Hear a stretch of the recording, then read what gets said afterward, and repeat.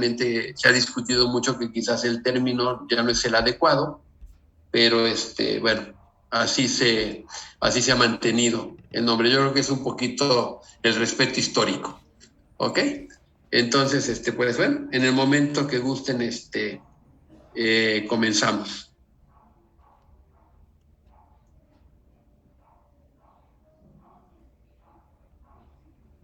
Bueno, pues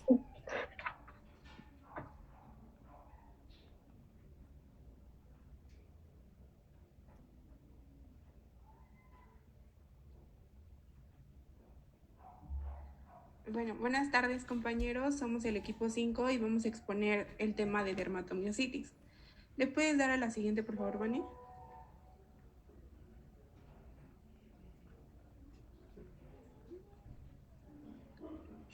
Bueno, dentro de esta clase vamos a hablar un poco sobre la introducción, los objetivos, las definiciones, la clasificación, la epidemiología, la etiología, la fisiopatología, las manifestaciones clínicas, el diagnóstico, el tratamiento, el pronóstico, las conclusiones y por último vamos a revisar un caso clínico y su cuestionario correspondiente. ¿Le puedes dar a la que sigue, por favor, Vani?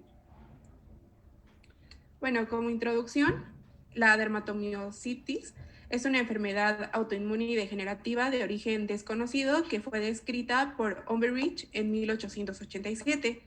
Este padecimiento tiene una incidencia de 1 a 10 nuevos casos por millón de personas por año y una prevalencia de 1 a 50,000 casos. El diagnóstico, como lo veremos a lo largo de la clase, se basa principalmente en los criterios de Bohan y Peter, que estos fueron propuestos en 1975. Y bueno, ya para finalizar, el pronóstico de este padecimiento es muy desfavorable y depende de la respuesta del tratamiento, también de la gravedad de las manifestaciones clínicas que presente el paciente y también las comorbilidades que presente, especialmente las neoplasias. ¿Te puedes dar a la que sigue, por favor, Bernie? Ahora, nuestros objetivos son los siguientes. En primer lugar, tenemos como objetivo identificar y clasificar las miopatías inflamatorias idiopáticas. También conocer la incidencia y prevalencia tanto de la dermatomiositis y la poliomiositis. En tercer lugar, tenemos como objetivo reconocer a través de las manifestaciones clínicas el tipo de miopatía inflamatoria idiopática. En cuarto lugar, determinar las pruebas complementarias más adecuadas para realizar un diagnóstico oportuno. Y por último, reforzar el tema con la presentación de un caso clínico. bien, vamos a empezar con las definiciones. Aquí vamos a hablar primero de las miopatías inflamatorias idiopáticas y la guía de práctica clínica las va a definir como un grupo heterogéneo de enfermedades autoinmunes sistémicas y adquiridas que se van a caracterizar por la inflamación del músculo estriado. En este grupo vamos a incluir lo que es la poliomiositis, la dermatomiositis y la miositis por cuerpos de inclusión, que como lo mencionaba el doctor, vamos a ver a lo largo de la exposición que hay un poquito de controversia, pero pues lo podemos encontrar con ambos nombres. Ahora, en cuanto a la dermatomiositis, esta viene del griego dermomiositis, que se define o significa enfermedad inflamatoria de los músculos y salpullido de la piel. Sus componentes léxicos va a ser dermatos de piel, mis o mios de músculo y el sufijo itis, que significa inflamación. A grandes rasgos, la dermatomiositis es una enfermedad que pertenece al grupo de las miopatías inflamatorias idiopáticas y que compromete principalmente a la piel. En un concepto ya más relacionado a la fisiopatología, esta es una enfermedad producida por autoinmunidad humoral que va a presentar inflamación.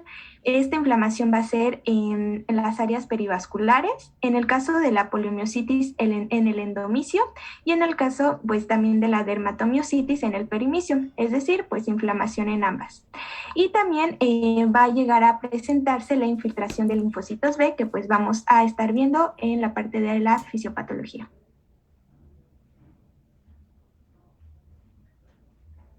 Y bueno, ahora las miopatías inflamatorias idiopáticas se pueden clasificar de dos formas. La primera es por medio de la clasificación de Bohan y Peter, y la segunda es por medio de una clasificación clínico-patológica. Dentro de la clasificación de Bohan y Peter, ellos dividen a las miopatías en 5 grados.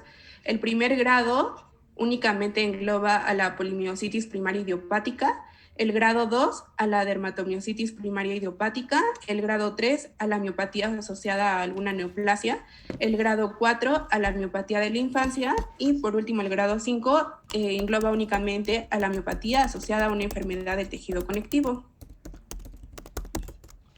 Y bueno, ahora dentro de la clasificación clínico-patológica, de igual forma se dividen en 5 estadios. El primer estadio se encuentra únicamente la dermatomiositis, ya sea juvenil o adulto. La juvenil predomina entre los 11 a 15 años, mientras que en el adulto predomina entre los 30 a 50 años.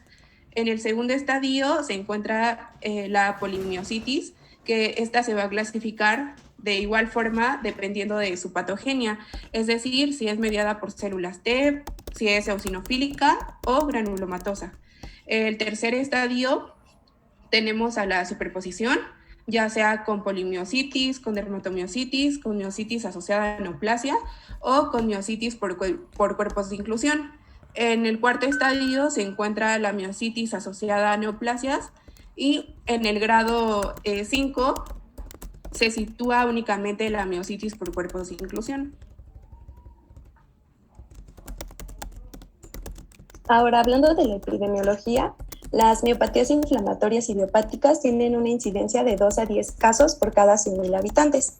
Sin embargo, pues ya estuvimos hablando un poco de la diferencia entre dermatomiositis y polimiositis. Y pues la dermatomiositis es la que presenta una mayor incidencia con 8.4 casos por millón de habitantes al año. Mientras que la polimiositis, ahí se me fue una O, es poli, tiene una incidencia de 4.9 casos por millón de habitantes al año. En cuanto a la prevalencia, hablando específicamente de la dermatomiositis, pues ya hablábamos de su clasificación adulta y juvenil. En los adultos tiene un pico de prevalencia un rango de edad entre los 30 a los 50 años, mientras que en la juvenil hay 2 picos, uno entre los 5 y 9 años y otro entre los 11 y 14 años.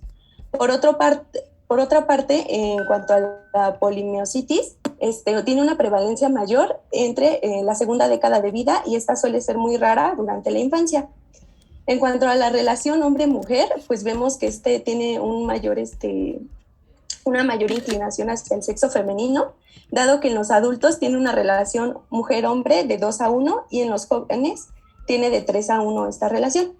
Y bueno, pues si bien ya estábamos hablando de que hay distintas miopatías que están asociadas a cáncer, específicamente la dermatomiositis está pues muy asociada, ya que el riesgo de neoplasia es 6 veces mayor que en la población general. Y pues el cáncer o las neoplasias que pueden estar comúnmente asociadas son las de ovario, pulmón, páncreas, estómago, de colon y de recto. Pero si bien están asociadas, también existen distintos factores que se han encontrado, en los cuales ser mayores de 40 años durante el momento que le dan el diagnóstico de la miositis, y también padecer de algunos síntomas cutáneos graves, como puede ser la necrosis cutánea. Estos pueden ser algunos factores independientes que pueden predecir el riesgo de neoplasia.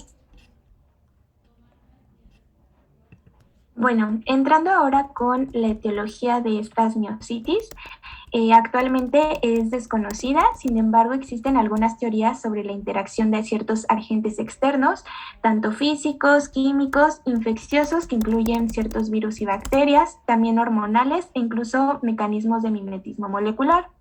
Esto, pues como se espera ver un poco más adelante, va a ser, o lo que va a resultar, pues son alteraciones autoinmunitarias. Vamos a comenzar con los factores genéticos. Los posibles factores que van a estar involucrados, pues son los antígenos, va a ser el antígeno leucocitario humano.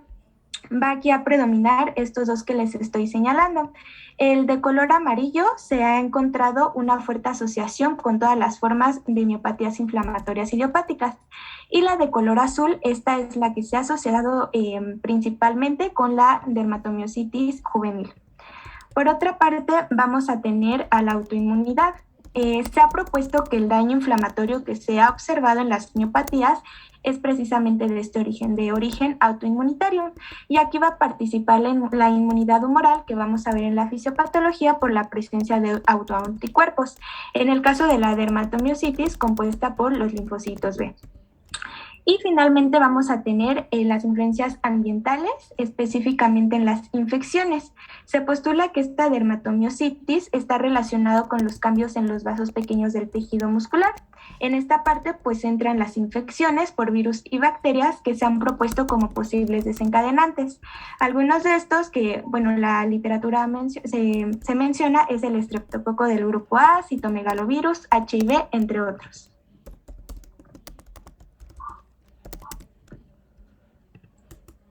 Y bueno, antes de comenzar con la patogenia de este padecimiento, es importante recordar un poco de histología del músculo, puesto que este padecimiento se va a originar porque va a haber una infiltración de células inmunitarias en alguna de las capas.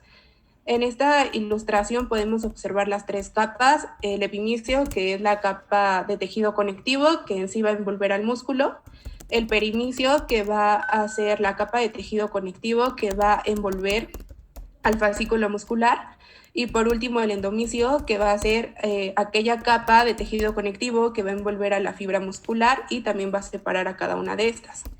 Entonces, como lo mencionó Vane, puede haber una predisposición genética, es decir, que haya un antígeno expresado como por ejemplo el HLA. Y si a esto se le agrega que va a haber una activación de algún desencadenante ambiental, como por ejemplo que tenga alguna infección, ya sea gastrointestinal, respiratoria e incluso cardíaca, o también que consuman tabaco, esto puede inducir a la producción de autoanticuerpos, y esto a su vez va a generar una inflamación tanto del endotelio de los capilares endomiciales como el endomicio, perimicio y las áreas perivasculares, y esto se va a originar puesto que va a haber una infiltración de células inmunitarias. ¿Le puedes dar a la que sigue, por favor? Y bueno, hay datos característicos que nos van a ayudar a diferenciar de una dermatomiositis y de una polimiositis. A la dermatomiositis, principalmente la inflamación ocurre en el perimicio y el infiltrado de células inmunitarias se da por los linfocitos CD4, células B y las células dendríticas, mientras que la polimiositis, la inflamación se da principalmente en el endomicio y el infiltrado celular se da a consecuencia de los linfocitos CD8, macrófagos y células dendríticas. ¿Le puedes dar a la que sigue, por favor? Y bueno, ahora para comprender un poco mejor esta fisiopatología, debemos de tener en claro que siempre se va a activar la inmunidad humoral en contra del endotelio de los capilares musculares y también las arteriolas. Por lo tanto, va a activarse el sistema de complemento, y esto a su vez va a activar el complejo de ataque de la membrana C5b9. Esto va a originar la liberación de citocinas, también de quimiosinas, que estas van a estar liberadas estas van a estar siendo liberadas por células del endotelio y también por macrófagos, por células dendríticas, y esto va a ocasionar que haya una mayor facilitación de la migración de los linfocitos activados, ya sean de los linfocitos B e incluso linfocitos T, CD4, CD8, y estas se van a empezar a reclutar en los espacios del perimicio y también del endomicio. Ya que empiecen a reclutarse ahí, estas células inmunitarias van a empezar a rodear e invadir las fibras musculares sanas, es decir, las que no están necróticas, y van a empezar a producir citocinas. También van a empezar a liberar perforinas y gránulos de granzima, y esto va a empezar a ocasionar una necrosis de las células endoteliales. También puede originar un menor número de capilares del endomicio, e incluso puede llegar a ocasionar la isquemia y destrucción de las fibras musculares, que la literatura lo menciona que es muy similar a un microinfarto.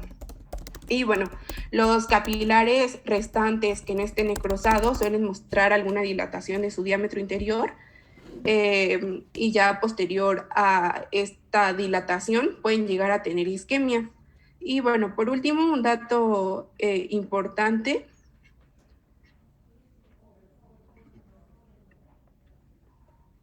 ¿Sí me escuchan? Sí, sí te escuchamos. Sí. Que me parece una leyenda, pero bueno. Y bueno, por último, en el caso de que haya atrofia perifascicular residual, esto nos va a indicar que hay una deficiencia de la circulación endofascicular y principalmente este dato es muy característico de la dermatomiositis. ¿Le puedes dar a la que sigue, Vani, por favor? Ahora, entrando a las manifestaciones clínicas, las manifestaciones dermatológicas que presentan principalmente los pacientes son estas tres que les puse en negrita. Vamos a iniciar con el exantema de heliotropo. Este va a ser un exantema violáceo que se va a localizar alrededor de los ojos, va a ser bilateral y simétrico, que también suele acompañarse de cierto grado de edema. Es la imagen que les estoy señalando. Si se dan cuenta, pues sí tiene esa coloración violácea y aparte ya presenta, en este caso este paciente, un edema periorbitario. El segundo manifestación clínica característica es el signo de Gottron.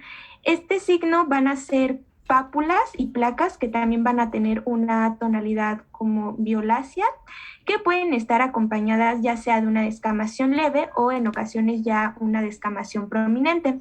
Esta va a estar localizada en prominencias óseas, en especial sobre las articulaciones metacarpofalángicas y también las interfalángicas, aunque también se han visto casos que pueden aparecer sobre codos, rodillas o en cualquier otra articulación. El tercero es el eritema violáceo. Se le conoce también como signo de B. Este paciente también lo presenta. Este signo de B, pues es cuando se localiza el eritema en pecho o cuello, y cuando se presenta en la parte superior de la espalda, se le va a conocer como signo de Charles. Otra característica ya fuera de la manifestaciones cutáneas va a ser la debilidad muscular. Aquí hay que tomar en cuenta las dos características que les puse, que va a ser una debilidad difusa y de predominio proximal. En los pacientes pediátricos y adultos, el inicio va a ser de tipo subagudo o insidioso y pues se va a asociar principalmente con esta debilidad muscular que les menciono, mialgias, fatiga y fiebre.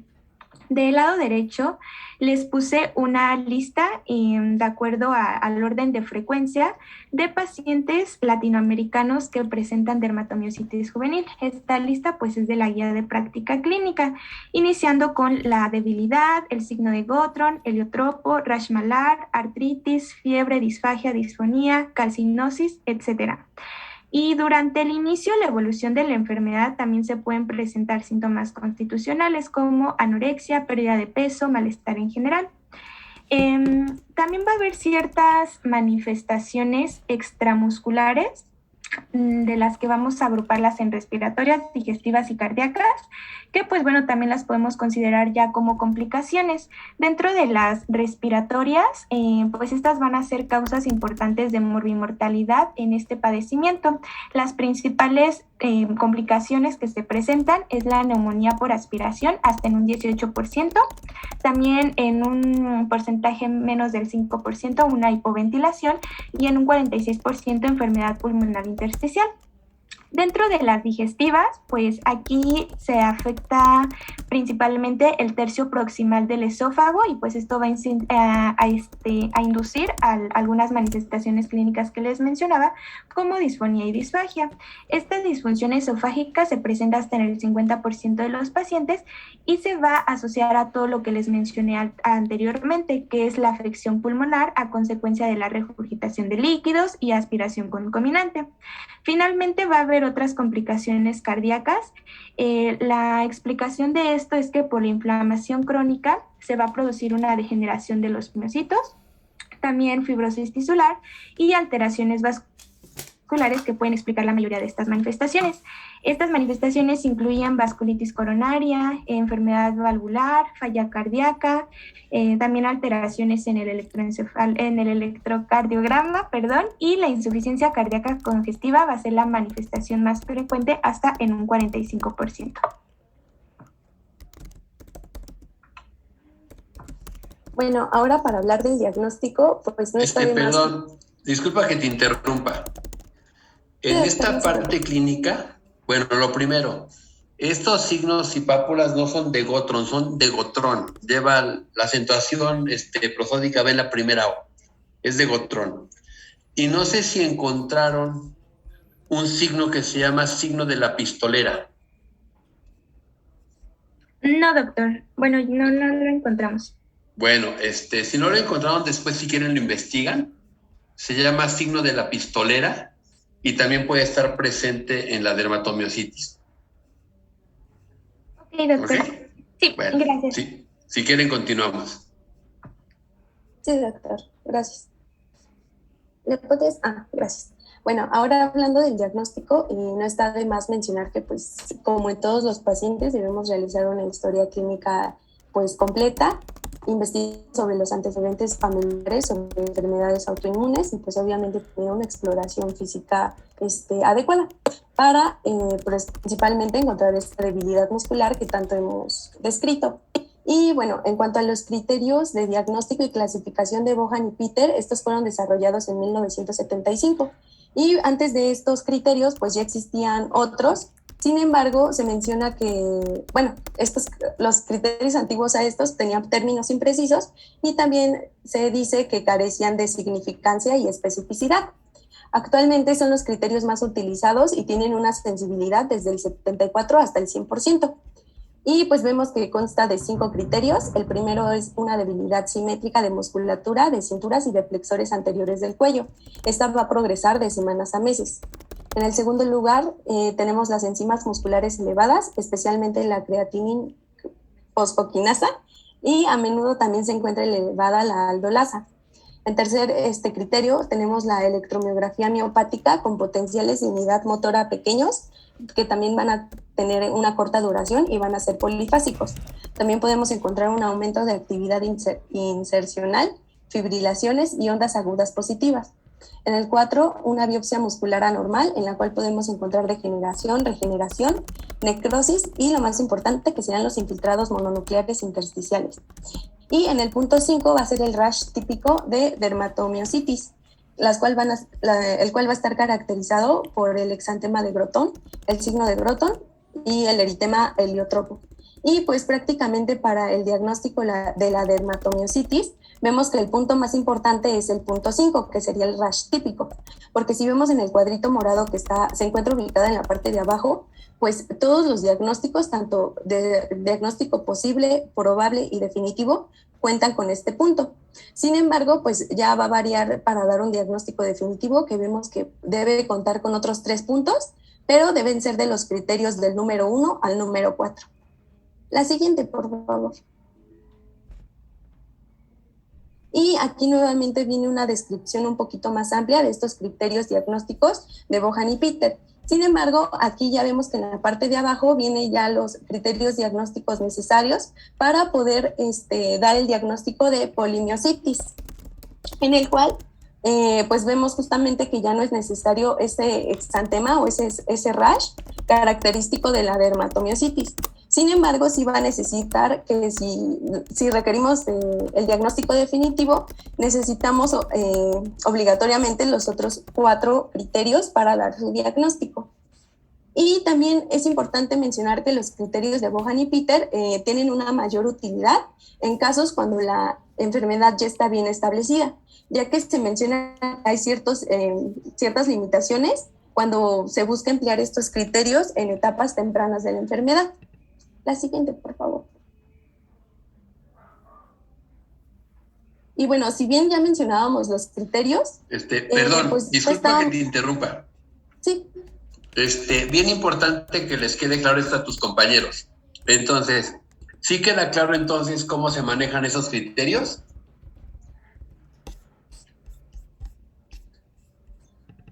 Vamos a suponer que tienen un paciente que no tiene ninguno de los criterios que está ahí mencionado y que solamente tiene las manifestaciones cutáneas, que solamente tiene las pápulas de Gotrón, que tiene el eritema heliotropo, que a lo mejor tiene un poquito como de signo del Chad, pero no hay todo lo demás. ¿Ese cómo quedaría? ¿Como posible? ¿Pero posible qué? Dermatomiositis.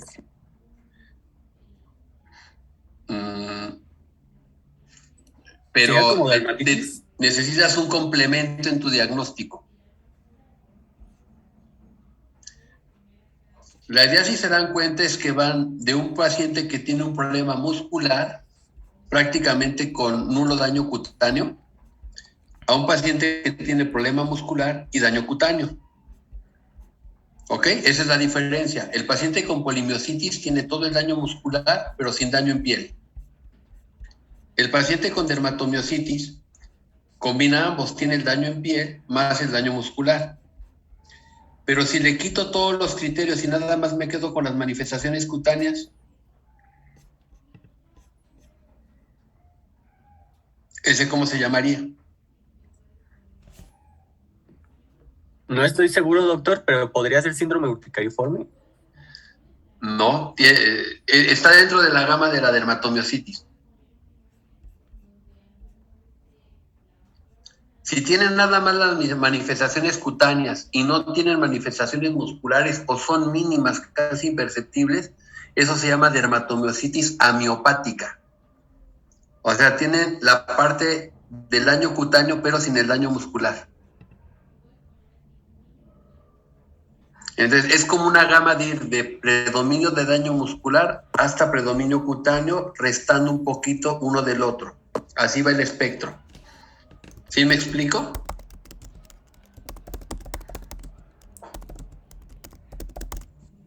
¿Seguro, seguro? Dicen que el que calla otorga. ¿O los enredé más? Sí, un poquito. Ok. Tienes un paciente que tiene polimiositis. El paciente que tiene polimiositis te va a dar el cuadro muscular. Básicamente, desde el punto de vista clínico, la debilidad de tu cinturón escapular y cinturón pélvico. ¿Ok?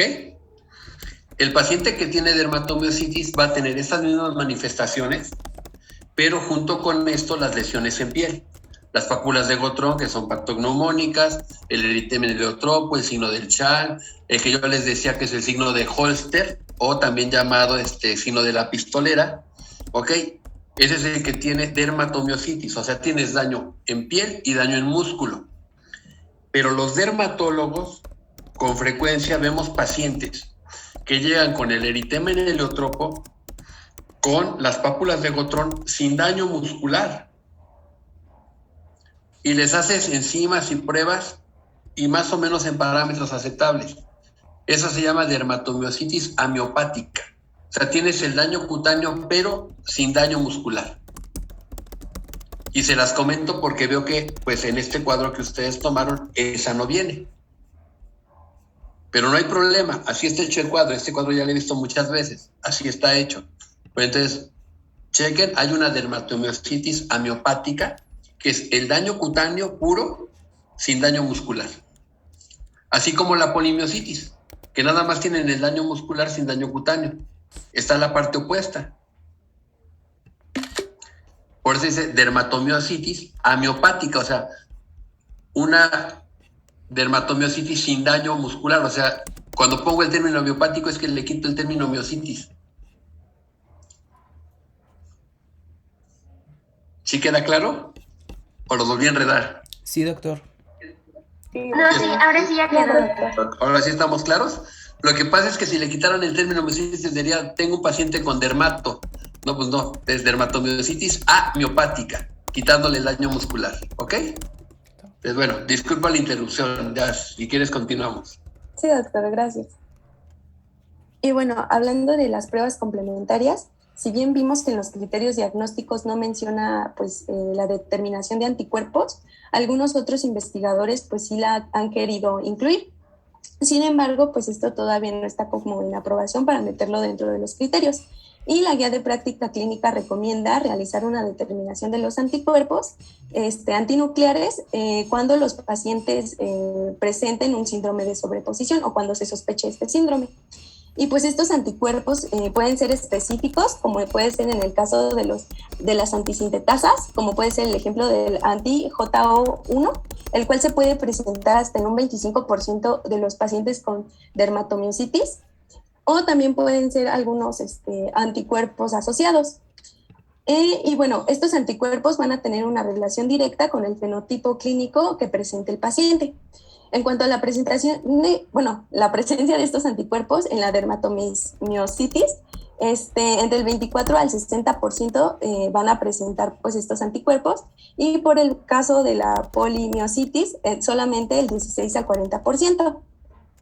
Ahora, hablando de las enzimas musculares, pues vemos que esas sí se presentaban dentro de los criterios diagnósticos, y pues la más importante va a ser la medición de la enzima creatinfosfoquinasa, que va a ser en sus, achicándolo a CPK, se me olvidó la palabra, perdón. Y esta se podría decir que es la enzima muscular más confiable, ya que se encuentra elevada en el 80 al 90% de los casos. Y pues vemos que su elevación pues no es realmente una elevación pequeña, sino que es una elevación significativa que puede llegar a superar hasta 50 veces el límite superior normal. También, si bien esta es la más importante, la CPK, también se deben contar o evaluar las otras enzimas musculares, como puede ser la aldolasa, la mioglobina, el lactato deshidrogenasa, aspartato aminotransferasa y alaninoaminotransferasa. Sin embargo, pues sí recalcar nuevamente que la CPK es la más importante. Y también la guía de práctica clínica recomienda que posterior a iniciar el tratamiento, esta CPK debe ser evaluada cada mes, porque esta va a determinar la respuesta al tratamiento que está teniendo el paciente. La siguiente, por favor. Ahora, otras pruebas complementarias pueden ser el ultrasonido, el cual nos puede mostrar que hay atrofia muscular y calcificaciones subcutáneas. Además, pues sabemos que el ultrasonido es bastante accesible y nos puede ayudar a guiar la toma de biopsia muscular. Por otro lado, también la resonancia magnética puede ser utilizada. Sin embargo, pues sabemos que es costosa y a veces puede ser poco accesible, pero tiene una buena sensibilidad y especificidad. También esta resonancia magnética puede utilizarse para guiar la biopsia muscular, pero la guía de práctica clínica menciona que únicamente en los pacientes en las que se tenga sospecha de que padece de miopatía inflamatoria idiopática, pero que tienen las enzimas musculares dentro del límite normal, pero aún así presenta una debilidad muscular que pues ya hemos estado hablando que es muy característica. Solo en estos casos podría usarse una resonancia magnética. Ahora, en cuanto a la electromiografía, también recordemos que pues también entraba como parte de uno de los criterios de diagnóstico de Von Hahn y Peter, y pues esta no es específica para el diagnóstico de la enfermedad, pero sus hallazgos pueden ser muy útiles para confirmar la miopatía activa y para diferenciarla de la inducida por esteroides. Esta confirma la miopatía activa cuando se asocia a una irritabilidad de la membrana muscular. Y esta electromiografía debe llevarse a cabo únicamente de un lado del cuerpo, ya que del lado contralateral se debe tomar la biopsia muscular. Esto para evitar la necrosis de fibras musculares y la inflamación. Y ahora, hablando de la biopsia muscular, pues esta nos va a ayudar a dar el diagnóstico definitivo de la miopatía inflamatoria. Aquí lo vamos a dividir en qué vamos a encontrar en una dermatomiositis y en una polimiositis. En la dermatomiositis, lo más significativo que puede llegar a encontrarse hasta en un 50% de los casos sería la atrofia perifascicular, en la cual se va a caracterizar por un infiltrado de células mononucleares perinicial y perivascular. También va a haber linfocitos B y células TCD4. También podemos encontrar otras características como puede ser la necrosis y regeneración de fibras musculares, los depósitos de inmunoglobulinas, microinfartos, complejo de ataque a la membrana alrededor de los vasos pequeños.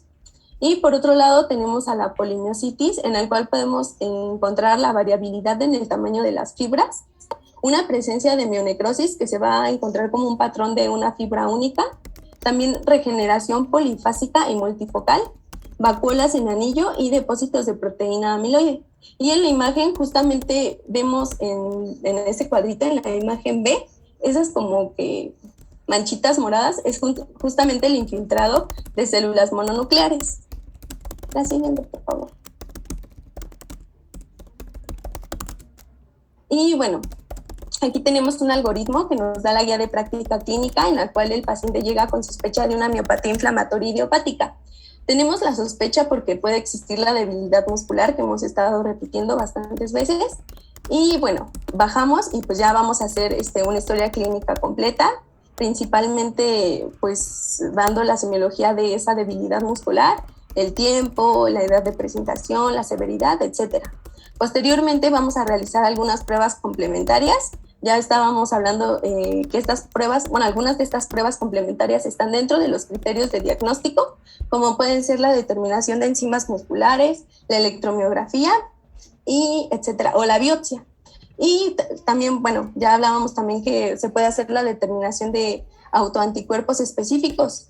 Y también lo más importante es de la afección cutánea, si es que presentan ese rash, pues ya va a ser específico de la dermatomiositis. Sin embargo, si no presentan el rash, pero sí te presentan debilidad muscular y otros criterios, pues ya va a ser la polimiositis.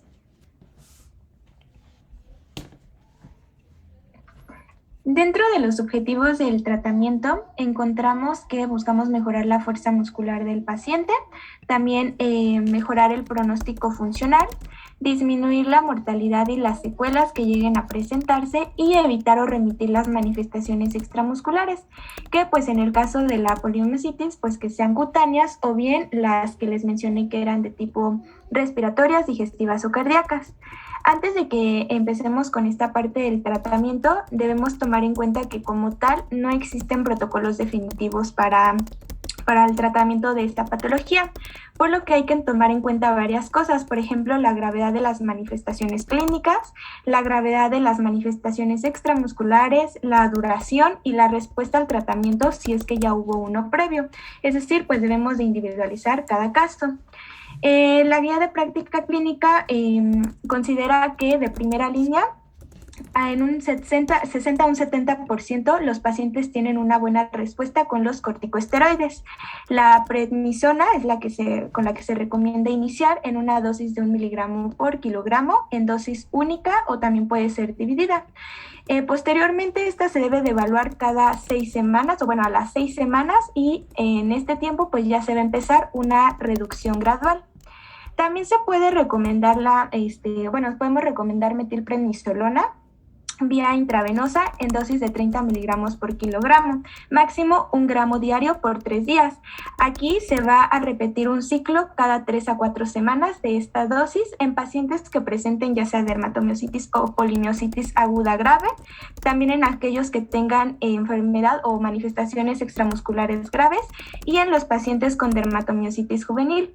Posteriormente, al repetir estos ciclos, que son de 3 a cada 4 semanas, se va a empezar con el esquema de reducción. Y bueno, ahora vamos a hablar del empleo de los inmunosupresores. Estos van a constituir una opción de tratamiento en pacientes tanto con dermatomiositis como polimiositis activa. Los fármacos que se recomiendan es metotrexato y azatioprina. Estos fármacos son los principales inmunosupresores que se utilizan en la enfermedad corticoresistente. En el caso del metotrexato es una dosis de 15 a 25 miligramos a la semana. Aquí se menciona que se ve una respuesta sobre la fuerza muscular a la 6ª u 8ª semana. En el caso de la azatioprina, son 2 miligramos por kilogramo al día. Y este es el inmunosupresor de segunda línea y en este caso el efecto sobre la fuerza muscular se va a observar dentro de los 6 u 8 meses. Si se dan cuenta, pues es un tiempo más prolongado, por eso este sería como el de primera línea. Hay otros inmunosupresores que se mencionan como la ciclosporina y también el micofenolato de mofetilo. Estas pues incluyen ciertas diferencias tanto de tiempo de inicio de acción como de seguridad, por lo que siempre pues se va a preferir metotrexato seguido de azatioprina, en tercer lugar micofenolato y pues en cuarto lugar ciclosporina, que de hecho es la que pues cada vez se usa menos, esto por su elevada toxicidad y además que va a tener también una eficacia tardía. En caso de que pues haya resistencia a los fármacos anteriores, y se indique la ciclosporina A, aquí se tiene que tener una vigilancia estrecha y también vigilar el desarrollo de los efectos adversos, principalmente nefrotoxicidad, hipertensión arterial sistémica, disfunción hepática, etc. Ahora, ¿cuándo vamos a utilizar estos inmunosupresores? Bueno, se tienen que indicar de manera temprana en aquellos pacientes que pues muestran una pobre respuesta a los corticosteroides y también en aquellos que se ve una progresión rápida de la enfermedad y que aparte ya es grave la afección extramuscular que presentan. En otros artículos, que bueno, la guía de práctica clínica no lo menciona, pero este fármaco hidroxicloroquina en una dosis de 200 a 40 miligramos al día, esta está indicada para todas las manifestaciones cutáneas de la dermatomiositis. Y bueno, también vamos a hablar un poquito de la administración de inmunoglobulina intravenosa. Esta se menciona que es una opción de tratamiento de primera línea para los pacientes con dermatomiositis juvenil o como una opción de segunda línea en tratamiento en pacientes adultos que tienen una respuesta incompleta al tratamiento inicial que ya vimos. La administración, pues bueno, aquí está su posología de 0.4 a 2 miligramos por kilogramo al día. Esto tiene que ser por 2 días. Y posteriormente, pues durante 3 días. Ahora, se menciona que esta administración de la inmunoglobulina intravenosa, en combinación con esteroides en dosis altas, se recomienda en aquellos pacientes que cursan con afección esofágica.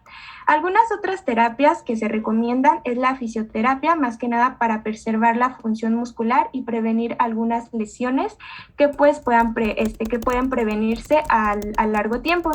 Y finalmente encontré también este fármaco rituximab.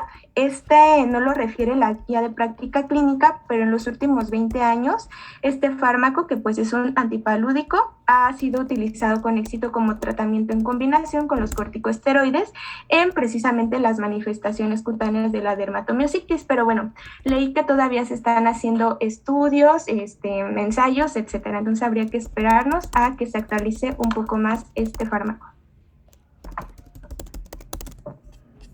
Y bueno, ahora el pronóstico de estos padecimientos siempre van a tener una afectación sistémica. Es decir, aparte de presentar la miopatía idiopática inflamatoria, también pueden llegar a presentar algún trastorno, principalmente cardiovascular, pulmonar o gastrointestinal. Y bueno, por otro lado, para saber la gravedad de la enfermedad, tenemos que realizar un diagnóstico integral al paciente, tomando en cuenta el trastorno que presente, puesto que las principales causas de muerte son trastornos cardíacos y pulmonares con un 44%, también por infecciones un 15% y por último neoplasias con un 11%. Y bueno, encontramos unos datos interesantes en donde se mencionaba que hay una supervivencia del 62 al 90% a los 10 años, pero se tiene que realizar un diagnóstico y tratamiento oportuno para evitar la progresión de la enfermedad y también para evitar alguna complicación. Ahora, nuestras conclusiones es que de la dermatomiositis y la polimiositis forman parte del grupo de las miopatías idiopáticas inflamatorias. La clasificación y los criterios de diagnóstico de Bohan y Peter siguen siendo actualmente útiles en adultos y en niños. La tercera conclusión es que no existen protocolos estandarizados y por lo tanto se debe individualizar el tratamiento en cada caso. Y por último, que están indicadas las revisiones para la detección de cáncer de acuerdo con la edad del paciente.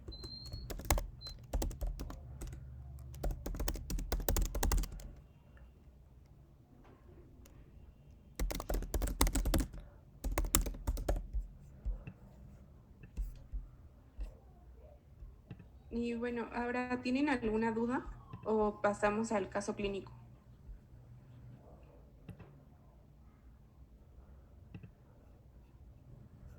¿Ninguna duda hasta aquí?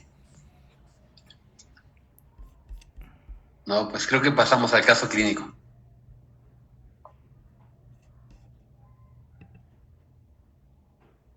¿Alguien nos puede ayudar a leer el caso clínico? Bueno, el padecimiento actual. En la siguiente diapo. El caso clínico mencionaba paciente masculino de 71 años que tiene como ocupación, es agricultor. Dentro de los antecedentes personales patológicos, tuvo tuberculosis pulmonar, que se diagnosticó a los 20 años. Tiene glaucomia de ángulo cerrado y está en tratamiento. También tiene dislipidemia mixta en tratamiento con estatina. Y por último, presenta un trastorno de ansiedad, que esta fue diagnosticada a los 20 años y que actualmente consume bromazepam.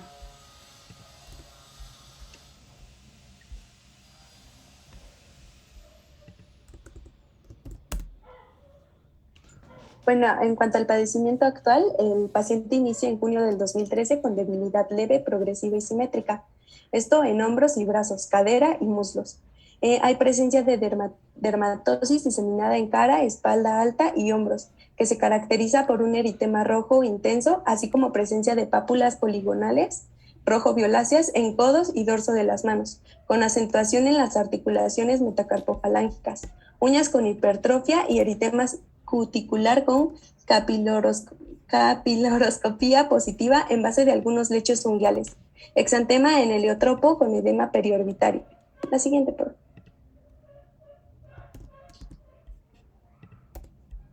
Las pruebas de laboratorio mostraron una biopsia de lesiones dérmicas y biopsia muscular con reporte histopatológico compatible con dermatomiositis, transaminasas, creatinfosfoquinasa y MB normales, deshidrogenasa láctica, DHL elevada, velocidad de sedimentación globular aumentada. En la prueba de gabinete encontramos una tomografía toracoabdominopélvica con reporte de cisuritis derecha, enfermedad ateromatosa aórtica y diverticulosis colónica, sin evidencia de lesiones que sugieran neoplasia.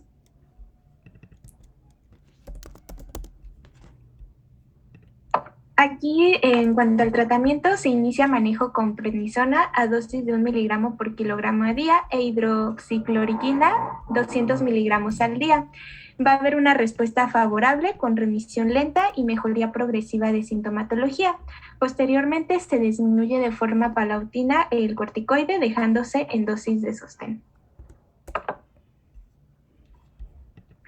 Bien, primera pregunta. Con los datos antes referidos, ¿cuál es el diagnóstico definitivo que presenta el paciente? ¿Algún voluntario?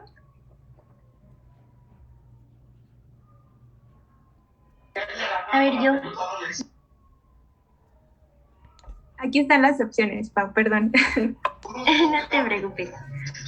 Bueno, pues yo creo que sería la A. Sí, así es. Es la dermatomiositis primaria idiopática. Bueno, aquí está la justificación. El paciente del caso clínico presenta 4 criterios y además las manifestaciones dermatológicas, el exantema, por lo que el diagnóstico definitivo es dermatomiositis primaria idiopática. Como lo hemos visto, si solamente hubiera sido manifestaciones musculares, pues entonces podría ser la opción B. Gracias, Pau. De nada. Segunda pregunta. De acuerdo a la clasificación de Bohan y Peter, ¿en qué grado o grupo se encuentra el paciente? Sería en grado 2.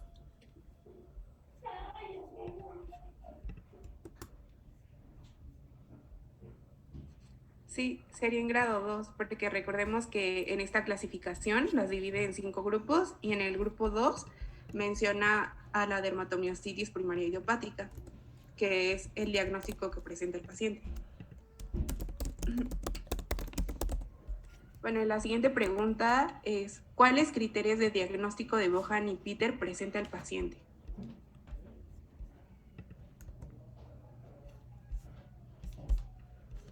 ¿Algún voluntario? ¿Es la A? Sí, es la... Son todos los signos que presenta el paciente del caso clínico.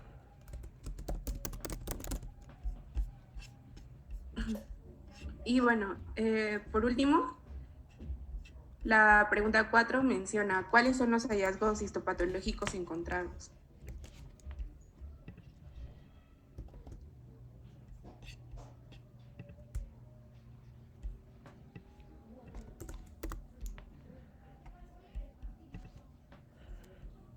Recordemos que el caso mencionaba que la biopsia tenía un reporte histopatológico compatible con dermatomiotosis. Entonces, ¿cuál de estas opciones debería de tener el paciente? La de atrofia perifascicular y lo de los linfocitos, ¿no?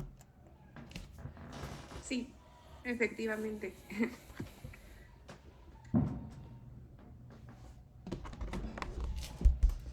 Y bueno,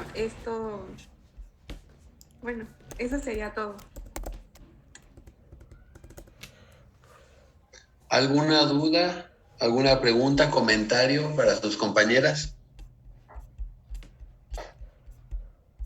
No, doctor, todo muy bien, gracias. ¿Todo bien, seguros? Ok. Entonces, Tengo una duda. sí. ¿Cómo cuánto tiempo se tarda en diagnosticarse el paciente? O sea, porque como que siento que es muy tardado el diagnóstico. Sí. Entonces, de aquí a que va también el paciente y que se desecha de que sean otras enfermedades, siento que como que puede ser mucho tiempo. Es más o menos como cuánto sería. Mira, no tengo presente el dato, pero sí hay libros, hay autores que te reportan que el diagnóstico de dermatomiositis, polimiositis, tarda a veces de meses a años en establecerse. Y yo lo he visto. Muchas veces los dermatólogos somos quienes hacemos el diagnóstico. A mí en el hospital me han llegado pacientes referidos de urgencias que me han estado esperando a que ya llegue al consultorio desde las 2 de la mañana porque les hacen el diagnóstico de que tienen una reacción medicamentosa, que porque tienen una dermatitis alérgica, y a veces los cuadros muy característicos, donde el paciente incluso desde que dices que pasa al consultorio ves cómo le cuesta trabajo incorporarse, cómo su base de sustentación con las piernas las tienen que ampliar por la debilidad del cinturón pélvico. Entonces sí es complicado. Muchas veces el dermatólogo somos los que hacemos el diagnóstico. Entonces no tengo el dato exacto, pero si lo buscas, vas a encontrar que sí, el diagnóstico se establece en un periodo largo y lógicamente eso te empobrece el pronóstico. Muchas gracias, doctor. Pero bueno, disculpa que no tenga el dato exacto. No, Si, sí, no se si por ahí lo preocupe. tengo, si por ahí lo encuentro, te lo proporciono. Gracias. Bueno, pues... ¿Algún otro? bueno. Sí, perdón. Iba a mencionar respecto a la pregunta de la compañera que efectivamente no hay un tiempo determinado. Sin embargo, leí que, por ejemplo, en el caso de los niños era posible que de forma más temprana se presentaran problemas musculares, de movimiento, etcétera, pues por lo mismo de que son más activos. Entonces, la mayoría de las veces los niños son diagnosticados de manera más temprana, es decir, como lo decía el doctor, en meses, y pues los adultos ya después de años, esto por las diferentes manifestaciones clínicas y pues que no las relacionan directamente con esta patología hasta que pues ya presentan las manifestaciones cutáneas en el caso de dermatomiositis. ¿Algún otro comentario? ¿Alguna otra pregunta? Yo tengo una duda. Había leído, o bueno, en la fuente en la que lo consulté, sobre los criterios de Dallacas, igual para estas enfermedades, y pues se mencionaba que esta clasificación de Bohan y Peter ya no es como muy confiable y que sí, es más sensible esta de Dallacas, porque pues la otra se basa más como en la clínica y Dallacas más como en hallazgos pues de los auxiliares de diagnóstico. Así es. ¿Y los tienes por ahí para que los menciones cuáles son? Sí, de los criterios de Dallacas encontré que son debilidad muscular miopática, los hallazgos en la electromiografía de miopatía, niveles elevados de las enzimas musculares, inflamación en la biopsia muscular y la erupción. Ok. Si te fijas, son más o menos similares. Por ahí alguna variación. Pero sí, son los que se han postulado más recientemente. Okay.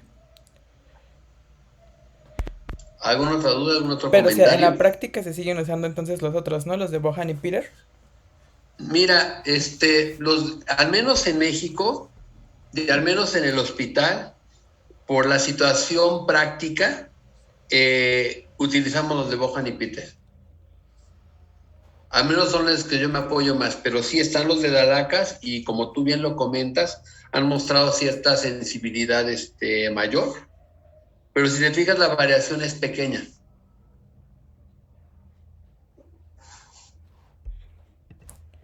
Ok, Doc, gracias.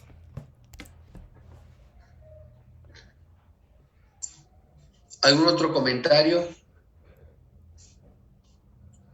Yo tengo también otra pregunta, pero, o sea, es parte de las miopatías. Encontré que hay una miopatía autoinmune asociada a estatinas que se daba, bueno, que se podía presentar después de que los pacientes empezaban a consumir estatinas, y igual que las otras, pues se tardaba tiempo en presentarse, ¿no?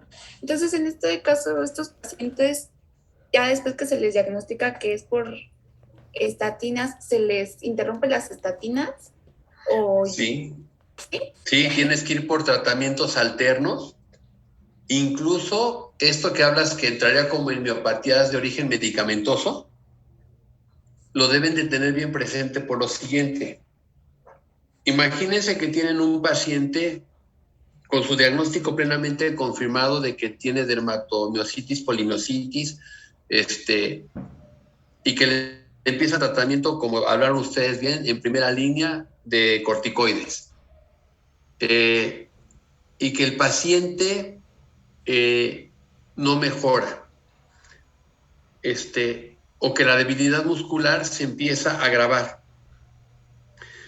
Lógicamente, cuando un paciente no tiene mejoría, empezamos a hacer una serie de cuestionamientos. El diagnóstico probablemente no es el correcto, quizás el tratamiento que estamos dando no es adecuado para ese problema, o quizás estamos usando el medicamento correcto, pero en dosis que no son las adecuadas. Entonces, hay muchos cuestionamientos. Haciendo aquí de lado de que todas esas preguntas diría uno, no, estamos en lo correcto, vamos por el buen camino. Recuerden que puede haber también miopatía por esteroides.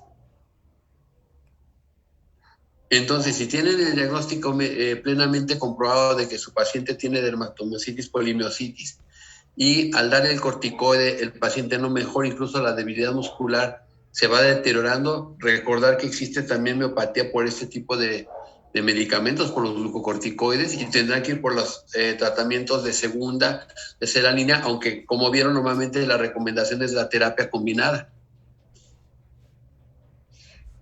Entonces, es lo mismo que pasaría con estatinas, las tienes que suspender y buscar un tratamiento alterno para esa patología. Muchas gracias, doctor. Y entonces en las enfermedades aquí endocrinas, así también pasaría lo mismo, ¿no? O sea, como que se podría confundir sus signos con el propio hipertiroidismo y hipotiroidismo, ¿no?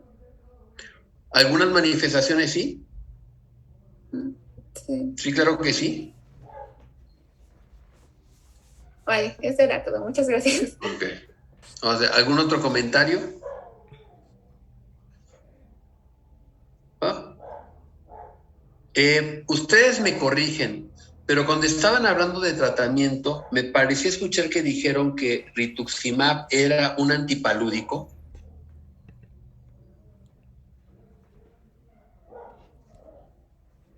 Sí, lo dijeron. Eso fue lo que me pareció escuchar.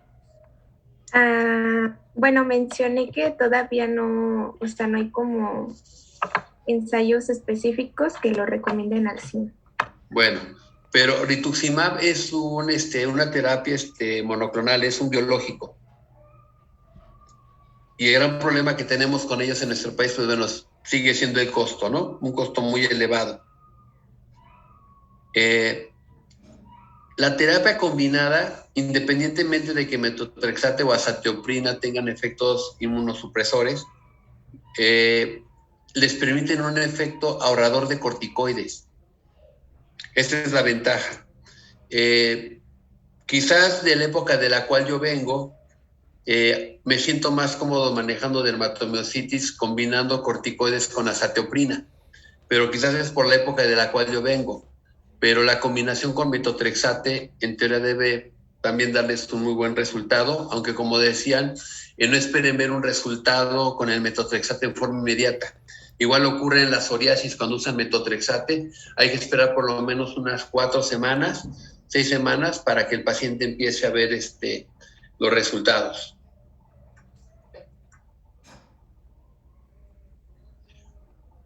Entonces,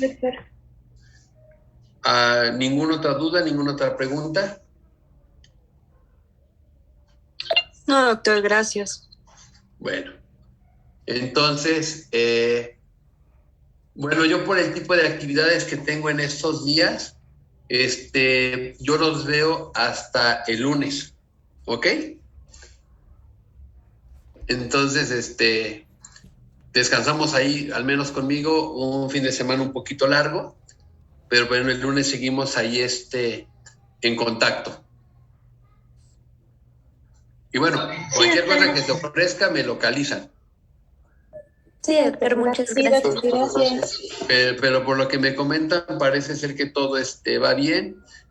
Con los doctores, les pregunté intencionadamente de los doctores, del doctor Galván, del doctor Jacques, de la doctora Oropesa, porque me ha dado la impresión en el hospital que son los que están un poquito más cargados de actividades ahorita cercanas a COVID, que a lo mejor han tenido un poquito menos de tiempo disponible. Pero bueno, ya me advirtieron, ya me hicieron la aclaración de que, bueno, están trabajando con ellos. ¿Ok?